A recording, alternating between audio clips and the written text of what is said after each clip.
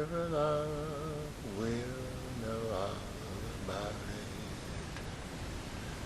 Farther along we'll understand why.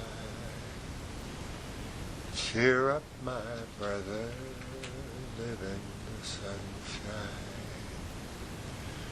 We'll understand it all by and by.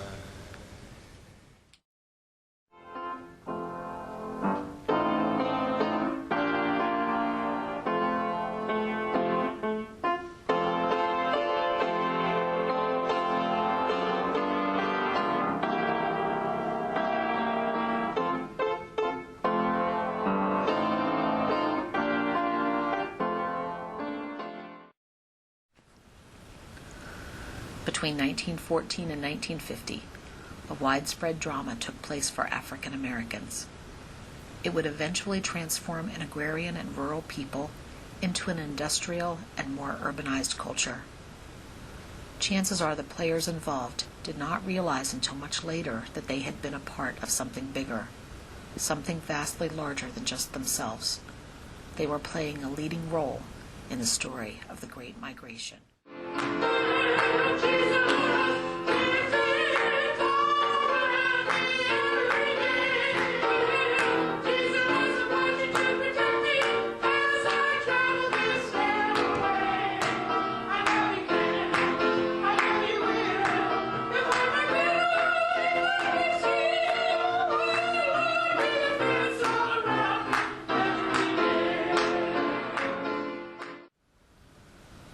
The push factors to leave the South were numerous. Injustices, large and small, were a part of daily life and interspersed with unpredictable violence. The small day-to-day indignities also took their toll. But people found the means to survive, strategies to cope, and ways to maintain control over their own lives.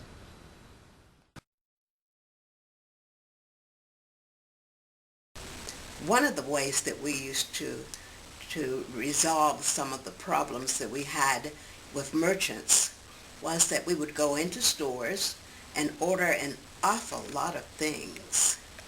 And then we would, after they decided to wait on us, then we decided that we didn't want those things. So then they had to put everything back. Other times we got to the point where we refused to shop in places where we were mistreated. And those kinds of things were more prevalent with the younger when we were young, because we did not know any other way of helping to resolve the issues between races.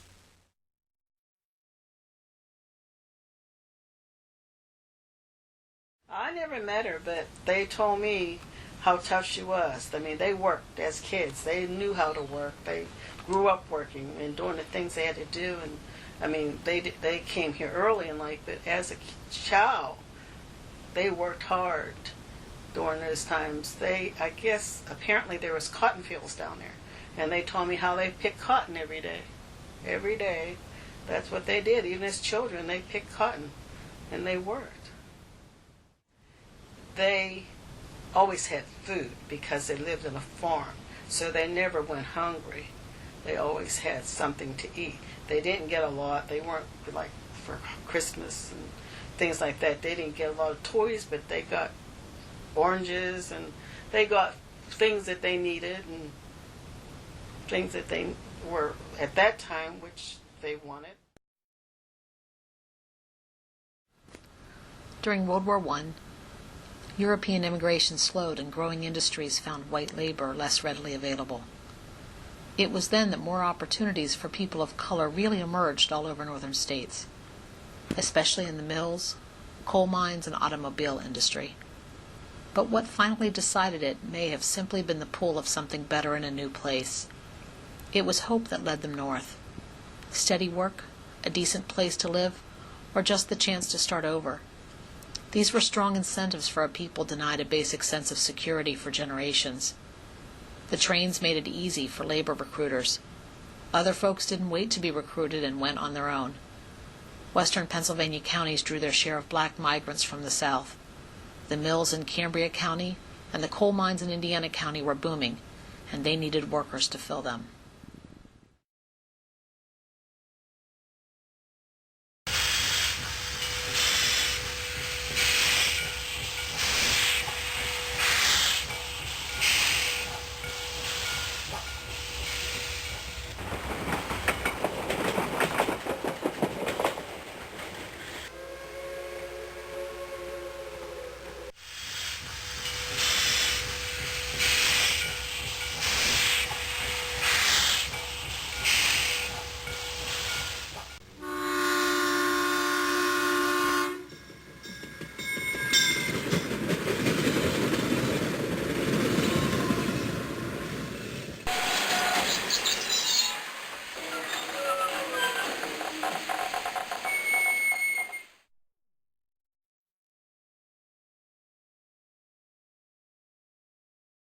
Tradition tells us that John Harvey was the first African American to settle in Indiana County, even before the county was fully formed in 1803. The story goes that during the Revolutionary War, Harvey was a slave in the East. When he found a wounded American officer near the road, he rescued him by killing 2 British soldiers. For his bravery, he was brought to Indiana County and eventually awarded his freedom.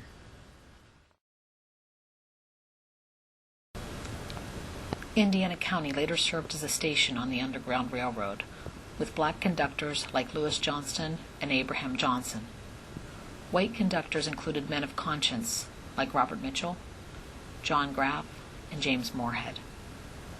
One of the many Underground Railroad routes in western Pennsylvania came in through Uniontown, then traveled through Blairsville.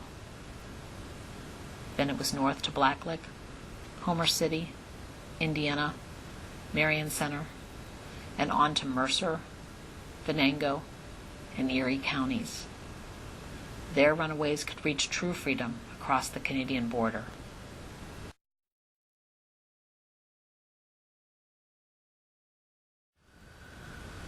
By the time people began to arrive from the South during the Great Migration years, there was already a small black population in place to greet them. A community made up of former slaves, free men and women, church-going people, men who drank too much and ran into trouble, working-class people, Civil War heroes, a community for certain.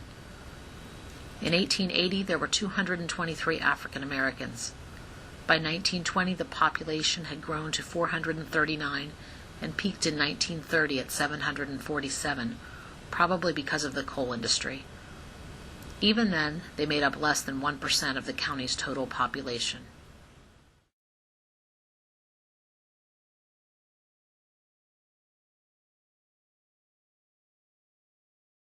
Dad was a coal miner in the Brenizer mines. He came from Georgia. He moved to Blairsville, Brenizer, just to be in the coal, work in the coal mines. And that's what he was. A lot of people were coming from the South, coming up to Indiana, Blairsville to work in the coal mines. People in Brenizer had to worry about the men being in the mines in the first place, and then they hear that whistle blowing, they knew that there was an accident.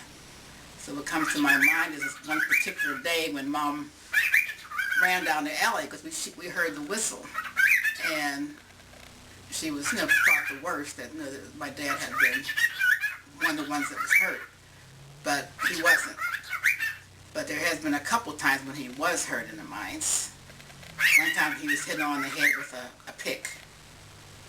And another time the roof came down. But he was never hurt, real bad. Just, I think he always had carried a scar on his head from that pick. But it was just a worry for the wives and family, of the coal miners in Brenizer.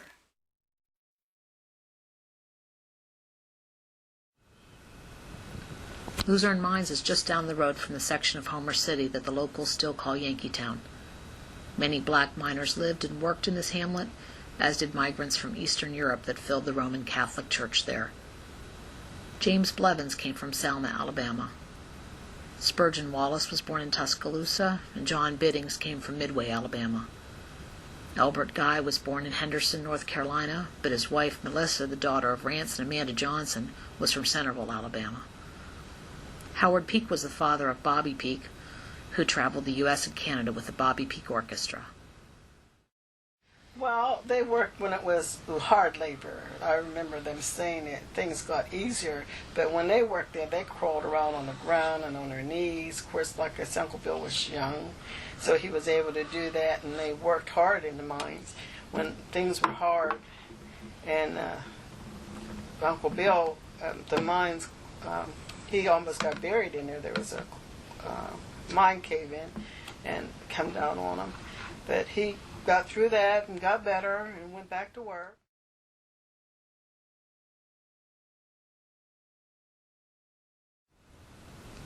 There's really not much left to remind us of the town Ernest once was. Just a defunct old Union Hall as you come into town, a dilapidated building that they now use as a pump house, an original house or two ready for rehab by Habitat for Humanity, an open field where crowds once gathered to see the white R&P team or the Ernest Grays play on a sunny afternoon. Once the Homestead Grays even played a game there. The bridge that symbolized a home run is still there, but the mule barn where the Grays could put a ball on the roof is long gone. And barely visible is the entrance to the old mine, the mine that was closed up even before some of the migrants arrived. All that is really left of mining there are ghosts and memories. Yeah, but instead of sidewalks, they had like mine rails, and they just keep them filled in with dirt and stuff, or rather, I guess it was ash. There were black wreaths all over the town, but because pneumonia was killing people until they came out with a sulfa drug. And in fact, my brother, the doctor expected him to die, and he said that I just had something flown in from Pittsburgh, and he gave him that sulfa, and we were all just waiting for him to die. And doggone, you could see immediately after he got that sulfa drug, immediately almost, you could see the change in him. He started to get better.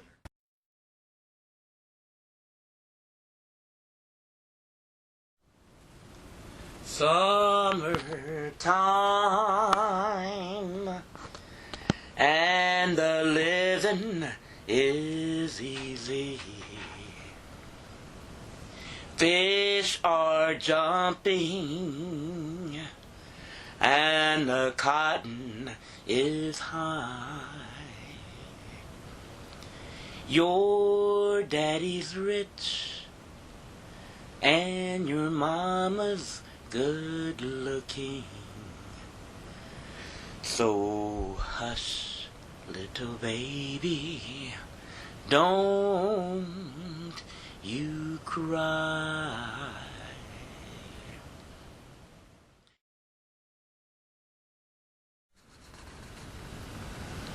Schools in Ernest, Indiana, and Brent Iser were integrated, but that did not mean equal treatment or opportunity. While sometimes relationships with white children were warm, other children showed their prejudice. If teachers tried not to discriminate, they were still in the difficult position of wanting their students to succeed, but also wanting to prepare them for the opportunities that were truly available to them. So if children were encouraged at all, it was toward menial and not professional jobs. This was a frustrating and painful experience for all black students, but particularly for students who excelled. But overall, we never had a problem. The only problem I had in high school is when I couldn't go on the interviews. I took business in school, and each day they would allow so many seniors to come, dressed up because they were going to the different businesses for interviews. And I wondered why I was never allowed to go. And then my teacher told me that they were not hiring blacks in that area. And I was really hurt by that because I was like an honor roll student.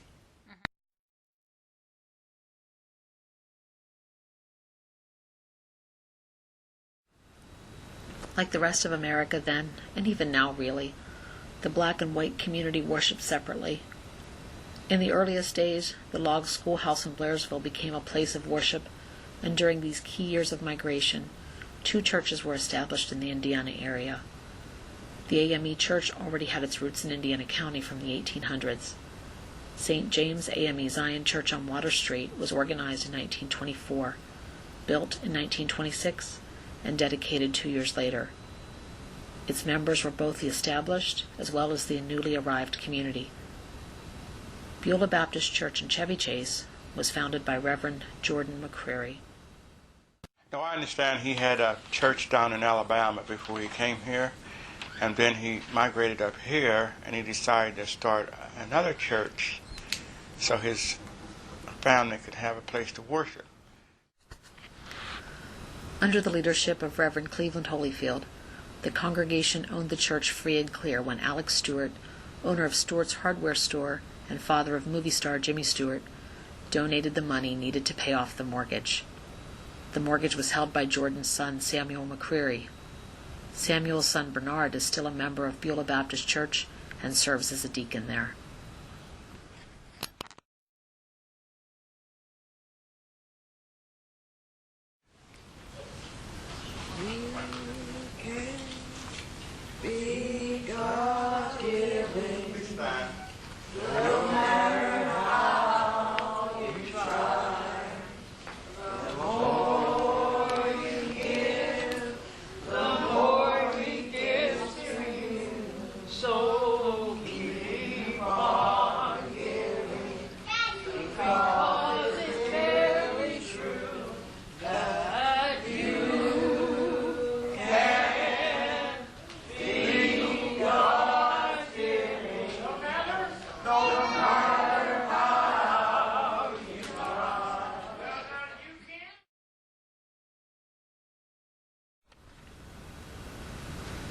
Every person that came during these years, and in those that followed, came for their own reasons.